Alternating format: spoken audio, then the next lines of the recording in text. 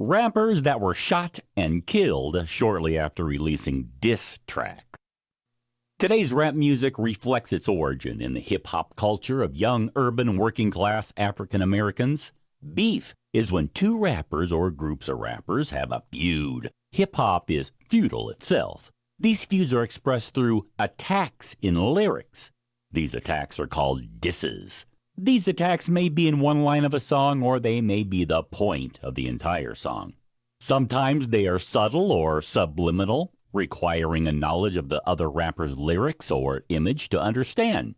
Sometimes these beefs go out of control. The Real G Money. The Real G Money was an up-and-coming rapper from Baton Rouge. He had an ongoing feud with fellow rapper NBA Youngboy. On August 27, 2017, The Real G Money released an NBA Youngboy diss track, Industry. In it, he raps about how the NBA turned into an industry rapper who switched up on him. He mentions his sexual relations with his sister, which angered NBA the most. About 3 weeks later, on September 13th, The Real G Money was shot dead in response. The killers have not been found. Shoota Shells. Shoota Shells was a rapper from Chicago. He was known for being an op to infamous drill artist G Herbo. Shoota Shells had an ongoing beef with his gang and eventually released Death of 150 on April 5, 2017, aimed towards G Herbo and his gang. After the diss track was released, it received a lot of attention and eventually reached G Herbo's gang. After just 2 months, on June 10, 2017, Shoota Shells was brutally murdered by 3 shooters after catching him in traffic. He was pronounced dead on the scene.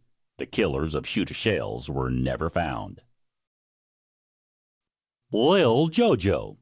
Lil Jojo was a rapper from Chicago that was a part of an opposite gang of rapper Chief Keef. Jojo made it clear he doesn't rock with the ops.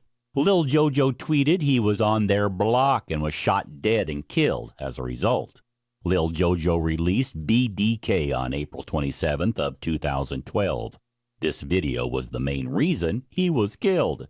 Lil Jojo was killed September 4th, 2012, and his killers were never found. OG Man Man. OG Man Man was a DMV rapper who had a beef with Big Flock and his gang. Once OG Man Man got word Big Flock affiliated C. Diddy, a.k.a. Lil Chris, had died by suicide, he released The Truth on April 2nd of 2016. In it, OG visited Lil Chris's grave to shoot the video, all while pouring champagne over the grave. In just 2 months after the video release, OG Man Man was shot and killed on June 12th of 2016. No suspects were ever found or arrested. Lil Mark. Lil Mark was a Chicago drill rapper. He was a part of 051MY, the opposite of Chief Keef's. Mark had an ongoing feud with other rappers like Lil Reese. Lil Mark dropped his remix of No Competition on March 25th of 2014. In it, Lil Mark dissed endless amounts of dead gang members from the opposite set. On March 28th of 2014, just 3 days after the video was released, Lil Mark was shot dead, waiting for a bus at the bus stop.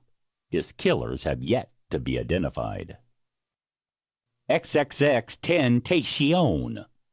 20-year-old rapper Xxxtentacion was shot dead in his car on June 18, 2018 in Deerfield Beach, Florida. According to the Broward County Sheriff's Department, the rapper was leaving a motorsports business around 4 p.m. on Monday when 2 armed suspects, one who TMZ reported wore a red mask at the time of the shooting, approached his car, stole his Louis Vuitton bag, and shot him. At this time, police have no official suspects. However, fans have taken to Twitter to launch investigations of their own. One of the most bizarre conspiracy theories about Xxxtentacion's death is that Drake had Xxxtentacion killed. XXX's career took off in 2017 when his single, Look at Me, gained traction on SoundCloud. In an interview, XXX said Drake was impressed with him and promised that he would contact XXX's manager within a few days, a promise that Drake allegedly never kept. However, within the same week, Drake performed a new song, KMT, that XXX fans allege sound alarmingly like XXX's Look at Me. Xxxtentacion subsequently launched into a Twitter rant calling Drake out. However, he soon after deleted the tweets and claimed he was hacked. In an interview with XXL Mag, XXX addressed the feud with Drake in a calmer fashion. "I'm aware what Drake does as an artist," the rapper said, insinuating that Drake is guilty of using other artists' music. "But if Drake is going to take the flow, and I don't know if he legitimately did, but if that is the situation, at least reach out. And then if you want to run off with the flow, then run off with the flow. But I'm going through a lot right now, so it would have been nice if before that happened to me, for Drake to have reached out to me personally." But by that time, it seemed the damage was done, and XXX was well aware. Though he reportedly apologized for coming after Drake like that, in an Instagram story he wrote that if anyone tried to kill him, it was Drake. Tupac Shakur. Tupac Shakur was one of the greatest rappers of all time. On June 4, he released a song called Hit 'Em Up, featuring the Outlaws, a group associated with him. The song's lyrics contain vicious insults to several East Coast rappers, chief among them Shakur's former friend turned rival, the notorious B.I.G. While the track is primarily aimed at Biggie Smalls, and still to this day, almost a quarter century later, remains one of the most well-known diss records in hip-hop's history. He mentions, belittles, threatens, and humiliates numerous other well-known rappers on it as well. While Hit 'Em Up is technically a song, there is kind of a chorus to it, and a beat is present in the background. It's not at all a song at the very same time. It is essentially a 5-minute and 13-second long death threat, aimed directly at the East Coast rappers he names, including but not limited to Biggie Smalls, Sean Puffy Combs, Cinco XL, Prodigy and Havoc of Mobb Deep, Lil Kim, Junior Mafia, and Lil Caesars. He then goes on to include Bad Boy Records as a whole, or in other words, as a staff record label and as a motherfucking crew, before finally adding anyone who wants to be down with Bad Boy Records to the list of people he considers foes. The diss track is not at all a song, and Tupac himself goes on to essentially say the same thing, proudly claiming, "We ain't singing, we bringing drama." Then he simply rhymes that with mama, as he even disparages Biggie's own mother.